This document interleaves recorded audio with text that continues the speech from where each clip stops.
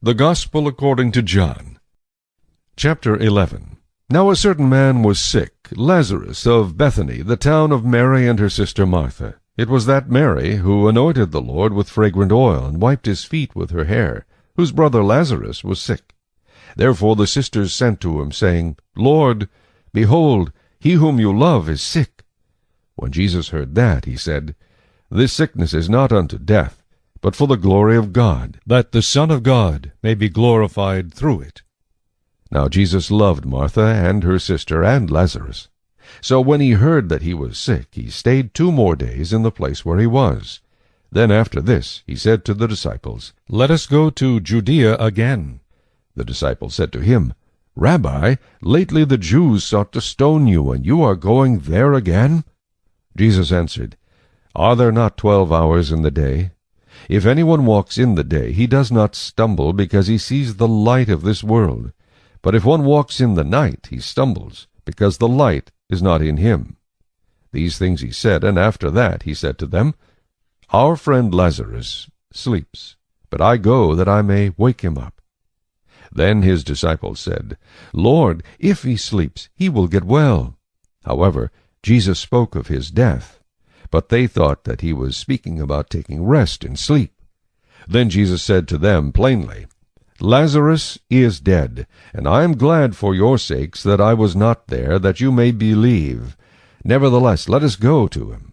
Then Thomas, who is called the twin, said to his fellow disciples, Let us also go, that we may die with him. So when Jesus came, he found that he had already been in the tomb 4 days.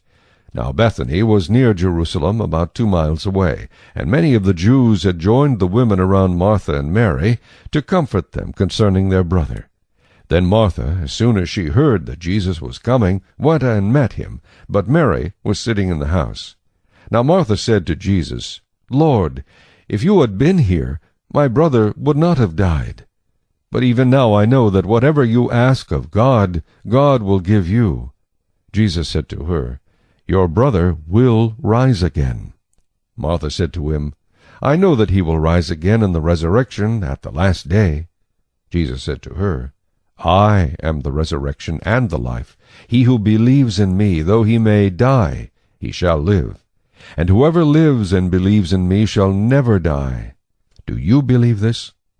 She said to him, Yes, Lord, I believe that you are the Christ, the Son of God, who is to come into the world. And when she had said these things, she went her way, and secretly called Mary her sister, saying, The teacher is come, and is calling for you. As soon as she heard that, she arose quickly and came to him.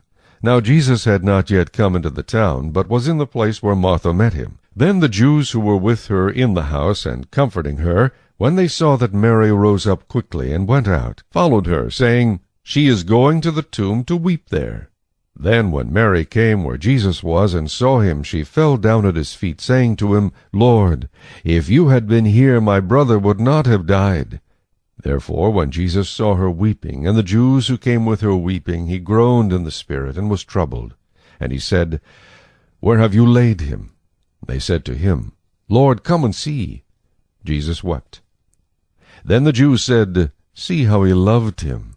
And some of them said, Could not this man, who opened the eyes of the blind, also have kept this man from dying? Then Jesus, again groaning in himself, came to the tomb. It was a cave, and a stone lay against it. Jesus said, Take away the stone. Martha, the sister of him who was dead, said to him, Lord, by this time there is a stench, for he has been dead 4 days.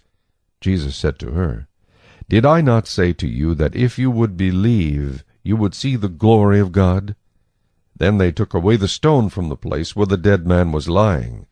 And Jesus lifted up his eyes and said, Father, I thank you that you have heard me, and I know that you always hear me.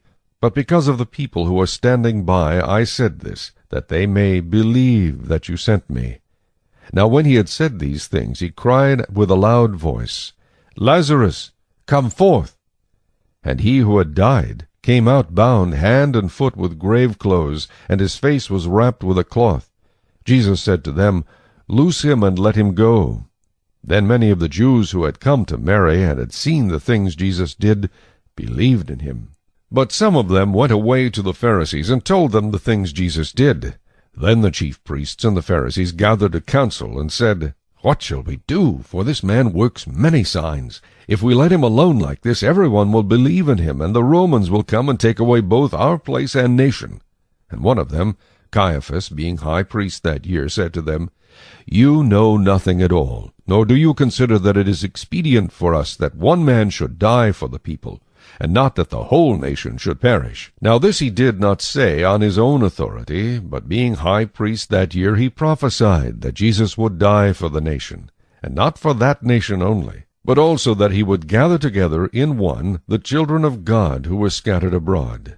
Then from that day on they plotted to put him to death. Therefore Jesus no longer walked openly among the Jews, but went from there into the country near the wilderness to a city called Ephraim, and there remained with his disciples. And the Passover of the Jews was near, and many went from the country up to Jerusalem before the Passover to purify themselves. Then they sought Jesus, and spoke among themselves as they stood in the temple, "What do you think, that he will not come to the feast?"